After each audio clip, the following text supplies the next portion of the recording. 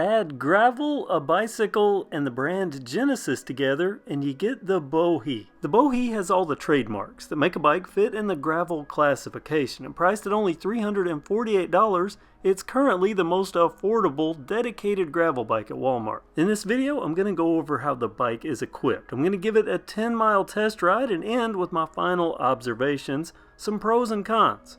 Components. Let's start at the bars, because gravel bikes are basically glorified road bikes, and they retain the drop bars to prove it. Now, I'm not a drop bar guy, but I do have enough time with drop bars to know what works and what doesn't. And these are the right size and the right shape to get the job done. Perks include a foam grip wrap and the rubberized hoods. And these shifters, Star Wars style, R2 L-Twoo. Now, I do have some experience with this company, so I'm curious how these are going to shift out, but at the very least, they look good. And the rubber and the foam should make these drop bars decently comfortable. They're held in place with a stem that's long. This would be a no-no on a mountain bike, but here on a gravel bike, perfectly acceptable. G stands for Genesis, C is for chrome, and that's part of the accent graphics, like these on the fork. This fork, a rigid steel fork. It has enough accessory holes that I believe one could mount a bike rack, and the fork straddles the wheel hub. And note that this isn't bolt-on, this is a quick release. Black spokes work us down to the rims, branded Vitesse Gravel 700 performance wheels. 700 for the tires. The tread, this may look familiar. I couldn't figure out where I'd seen it, and then I recalled, oh yeah, this is the same tread pattern on the Kent Avalon. Size 700 by 45C. And I'm not saying these wheels are ready to fly, but they did start collecting feathers right away.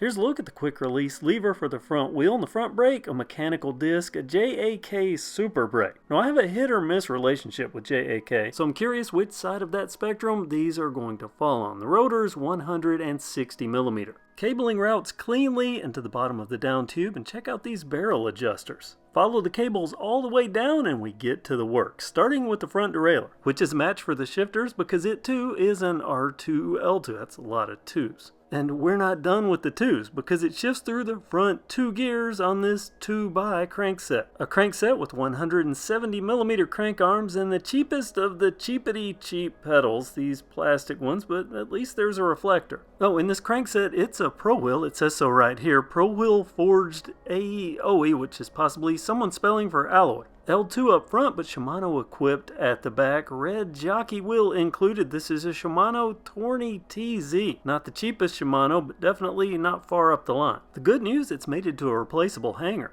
The generic freewheel, that's 7-speed, and the same 14 to 28 tooth that I've seen on budget bikes for at least a decade. Looking at the rear as a whole, from the triangle to the wheels, it does capture the elements of budget gravelness. And I'll take a Tourney if it gains me a quick release rear wheel 100% of the time. Rear braking also disc JAK with a 160mm rotor. It's also worth pointing out that even on bikes like this that walk a line between budget and features, it looks like these hubs are better machined. The same for the JAK Super Brakes. Bottom bracket not the cheapest, but still a budget big box square taper. The frame is alloy. We know it has chrome graphics, and those include Genesis, Bohe, and Gravel series, which looks even better when it's in focus. There we go.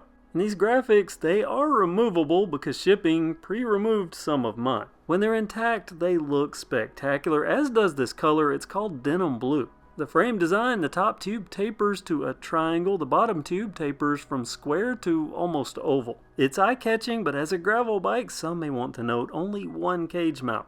Fitment flexibility. There is a quick release seat post clamp for the 27.2mm seat post. The seat, very budget. I'm familiar with this saddle. Not very comfortable historically, but we'll see. First impressions right out of the gate. Now, I'm 5'10" with a 32-inch inseam, and this fits me well, so a win there.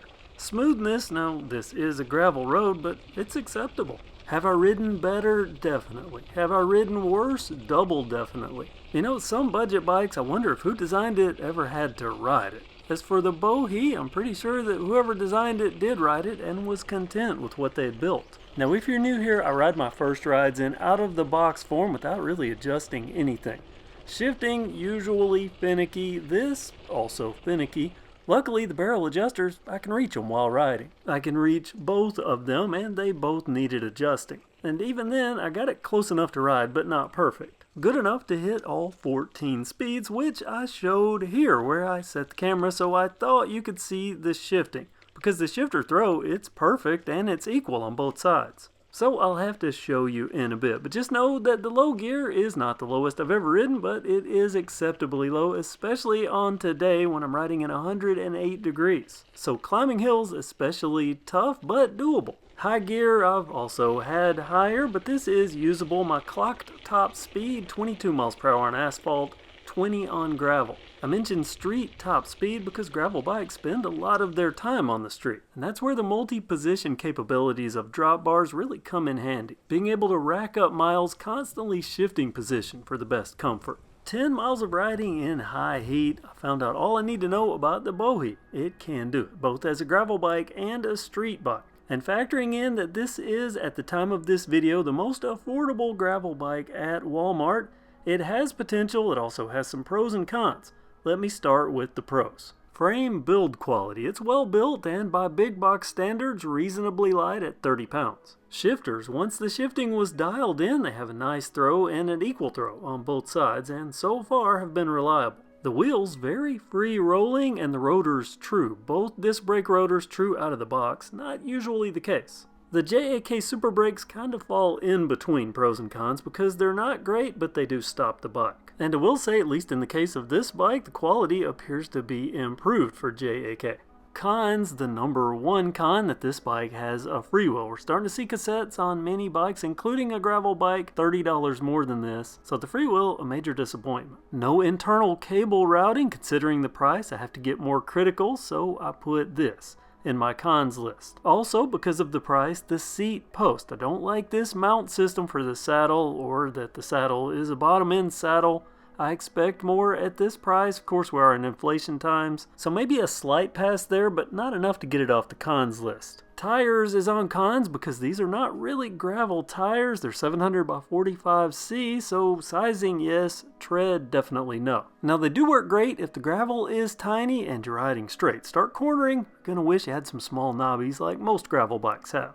All this being factored in, I was able to ride this bike successfully and have fun on gravel roads and on the street. The 14 speeds that the bike has are in line with its capabilities. Overall, I see more pros than I do cons to the Bohe, and this being the most budget-friendly gravel bike at Walmart, it will no doubt make many riders happy. And soon you'll see how it stacks up versus a gravel bike that costs $30 more. So make sure you are subscribed and you have that notification bell active so you don't miss that video or any of the other videos here on KevCentral, and also give this video a thumbs up. That helps the channel. And now I want to hear your thoughts on the Genesis Bohe, or as Walmart has it listed, the Kent Genesis Bohe. I'm sure you have opinions. Comment below and let me hear them. Thank you so much for watching KevCentral, and have a great day.